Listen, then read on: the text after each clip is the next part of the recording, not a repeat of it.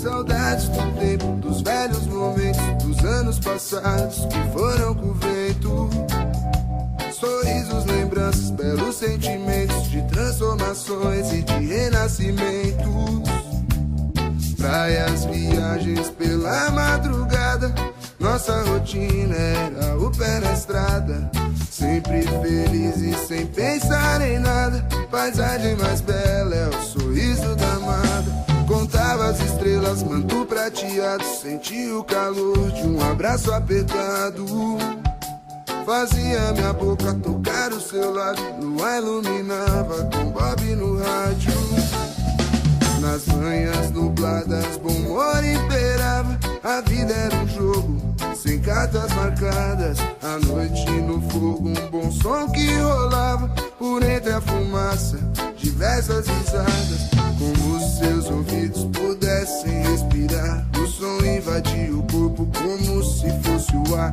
O som tomava forma, sensação de bem-estar. Momentos de magia, muitas formas para amar. Marcas de batom na borda de um copo plástico. Peito, euforia, abraços e sofás.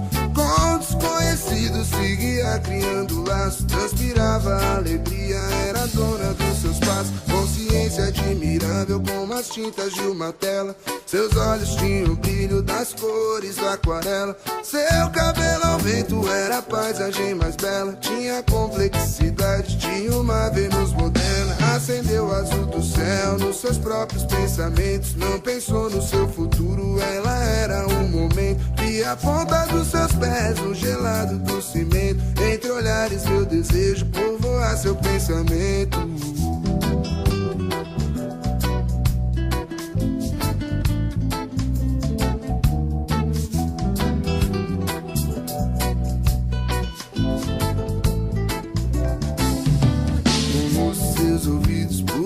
Sem respirar, o som invadia o corpo como se fosse o ar. O som tomava forma, sensação de bem-estar. Momentos de magia, muitas formas para amar. Marcas de batom na borda de um copo plástico. No peito, euforia, abraços e sofás. E com desconhecidos